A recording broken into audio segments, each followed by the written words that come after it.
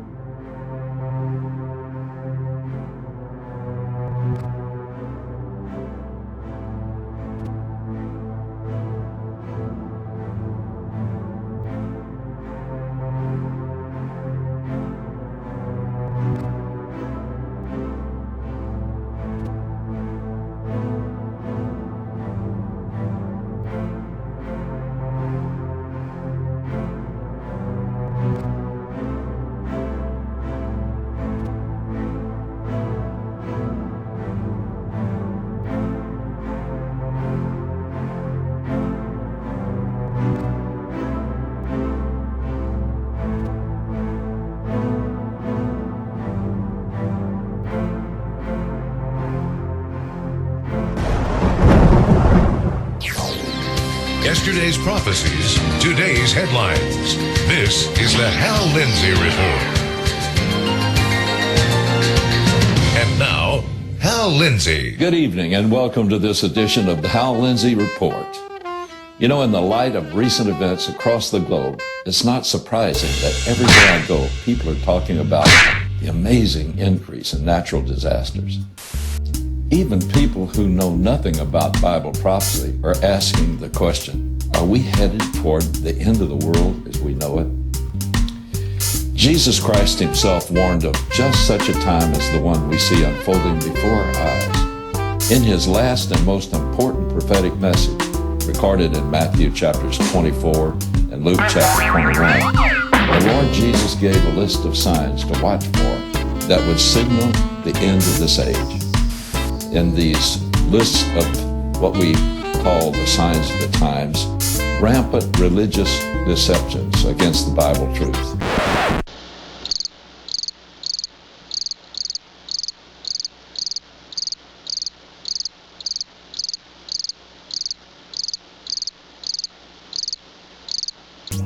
Hot wars and cold wars.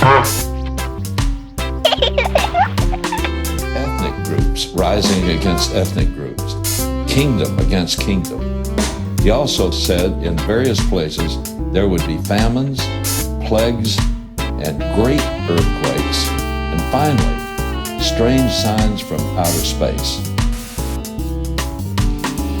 If there's any one particular sign associated with the last days and the return of Christ, it is earthquakes.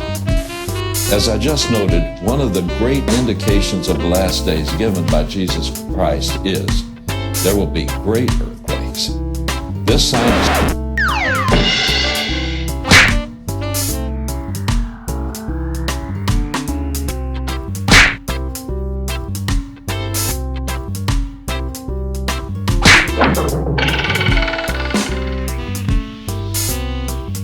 so important that whole ministries have dedicated themselves to proving the link between increasing seismic activity and the end times. Until recently, it could be argued that evidence was somewhat ambiguous.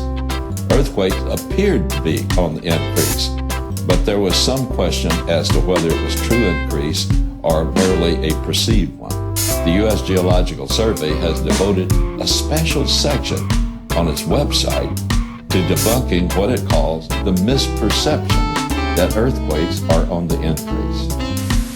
They say that there really aren't any more earthquakes than before. It's just that we are able to detect more of them and report them more efficiently than ever before. And there is perhaps some merit to that argument. However, don't you think that Jesus Christ probably took the development into account when he made his unequivocal statement to his disciples? Don't you think that Jesus Christ probably took the development into account when he made his unequivocal statement to his disciples? Well, I do. And I think that Jesus knew that what was most important is not whether there really were more earthquakes, although there are, but that in the last days, the people would be more aware of all of the earthquakes happening around the globe.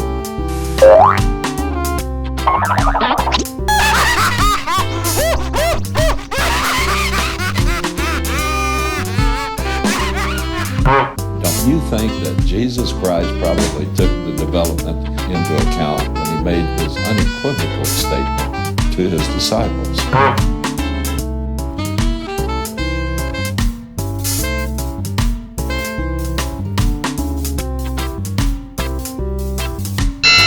You think that Jesus Christ probably took the development into account when he made his unequivocal statement to his disciples?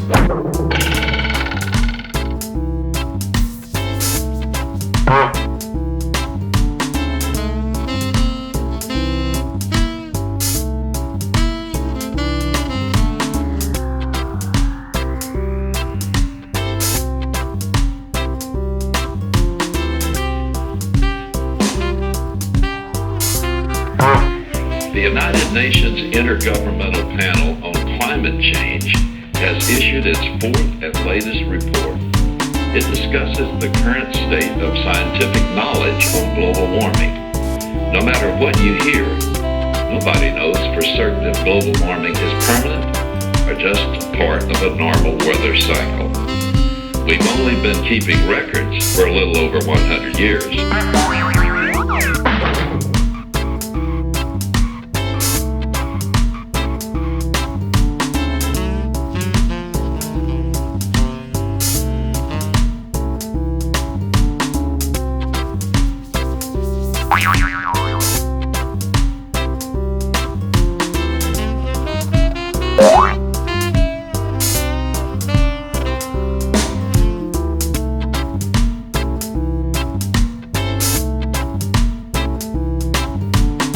Don't you think that Jesus Christ probably took the development into account when he made his unequivocal statement to his disciples? No